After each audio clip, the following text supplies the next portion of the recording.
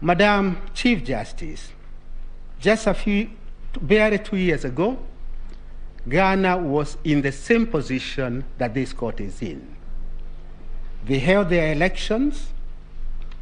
A presidential candidate went to the Supreme Court. Identical complaints were made. Complaint number 1, ballot stuffing. Complaint number 2, votes ought to have included rejected votes. Identical with the complaint before you. Complaint number 3, the chair lady was not being fair to the losing candidate. Identical things. And what is now happening in this new space is that we are all getting the drafting skills of our colleagues in other jurisdictions. Dumping and staging, we learned of it in America not too long ago. It is now before you. Ghana, 2 years ago, had identical complaints with the complaints which are before you. I pause, before I go to the Ghanaian way of resolving this dispute, to acknowledge my good friend, the team leader, Mr. Senior Counsel Orengo. He started by saying his case is not based on conspiracy. And he had to do that disclaimer for a good reason. It is the reason that, other than conspiracy, there is no case. And I'll come back to that in a moment. I go back to Ghana.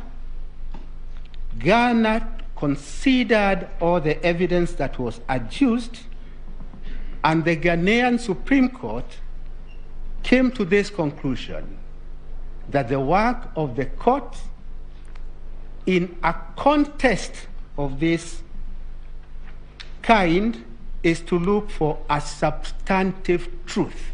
I underline the words substantive truth of the elections. Look for the substantive truth of the elections.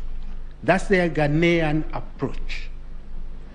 Then if you look at you are able to ascertain the substantive truth of the election, then the next very important values, they call them values, is to try to get finality and stability. Substantive truth of the elections. Next layer, finality and stability. Why is there a need for finality and stability? The whole purpose of these elections is actually to underscore our democracy,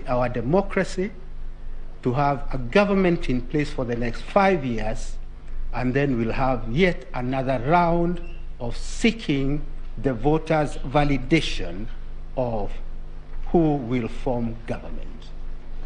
I emphasize the finality and stability because at the end of this contest, what will be bothering this honorable court, if I dare say so, it is what are the reliefs to be given. Elections are carried out by our good Kenyans. I said in 2013, I repeat it again, we are unable to inculcate amongst ourselves the culture of accepting the electoral result. We are just unable to